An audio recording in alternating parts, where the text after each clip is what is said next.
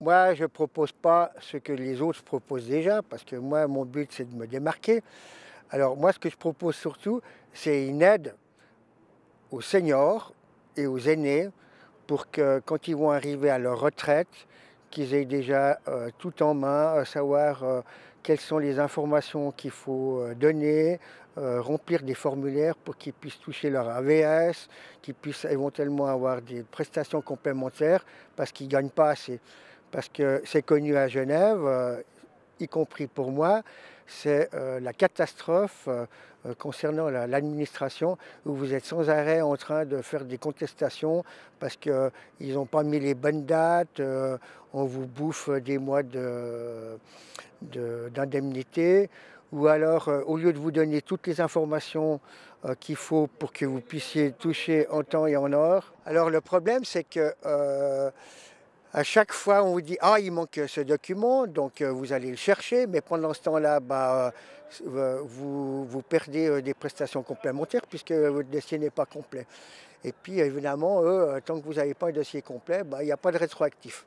C'est un véritable scandale. Les prestations complémentaires, qu'elles soient fédérales ou cantonales, voire éventuellement maintenant des aides purement de la municipalité, c'est à la municipalité d'informer correctement ses administrés, en leur disant attention, dans 6 mois, vous allez avoir la retraite, donc veillez à faire attention à remplir ceci, ceci, ceci, de distribuer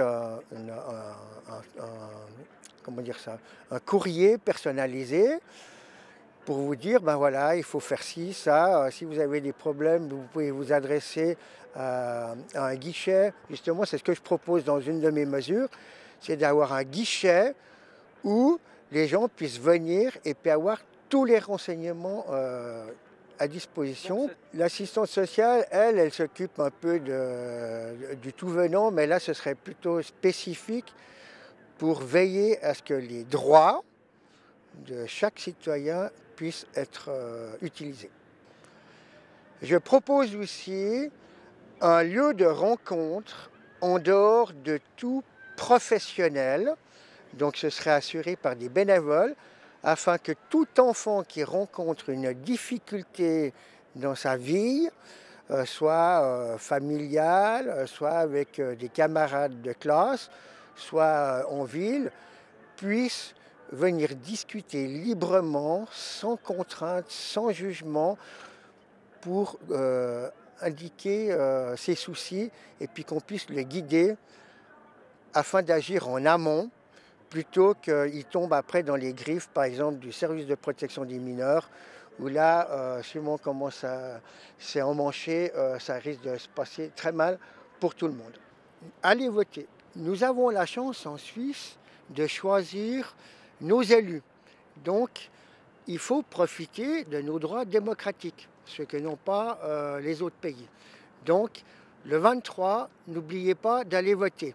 Vous avez deux possibilités. La première, c'est vous pouvez faire ça par correspondance, ou le mieux, pour éviter divers peut-être tricheries pour certains, d'aller directement au bureau de vote, aller déposer vos bulletins. Alors, quand vous allez recevoir cette enveloppe, vous tirez la petite languette qui se trouve derrière et vous sortez votre matériel de vote. Voilà. Vous allez trouver dedans votre carte d'électeur. Donc il faudra remplir votre date de naissance et la signature. Et ensuite, cette carte, il ne faut pas la mettre n'importe comment dans cette enveloppe. Il faut que l'adresse du service des votations apparaisse dans la petite fenêtre. D'ailleurs, il faut suivre la flèche ici. Hop, je la glisse là-dedans. Comme ça, vous êtes sûr que ça arrive bien là-bas et non pas que l'enveloppe arrive de nouveau chez vous. Ok? Voilà. Marqué ici. Service des votations. Ensuite, il y a une élection au Conseil d'État.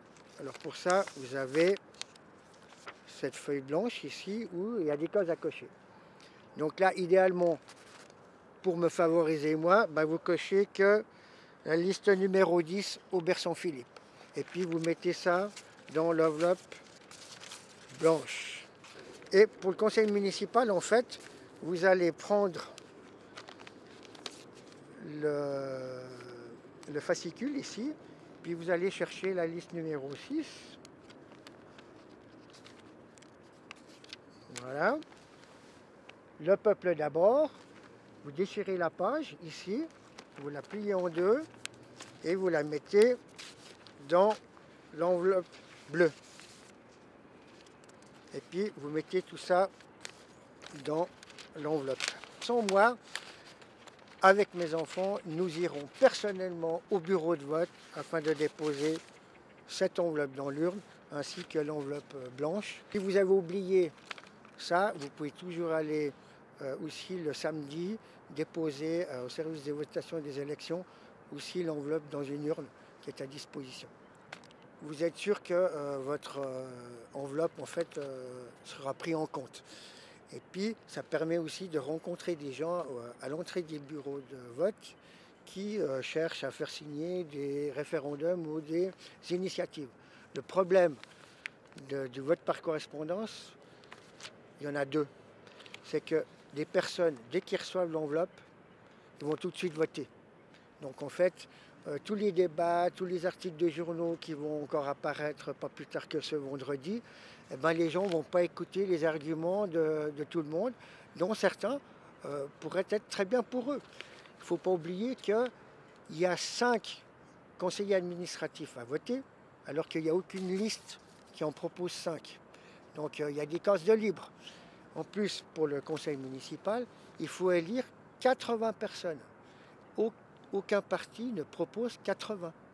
Donc, n'hésitez pas éventuellement à dire, ah bah tiens, je vais favoriser plutôt telle liste plutôt qu'une autre, mais je vais rajouter des noms. Il ne faut pas avoir peur de rajouter des noms.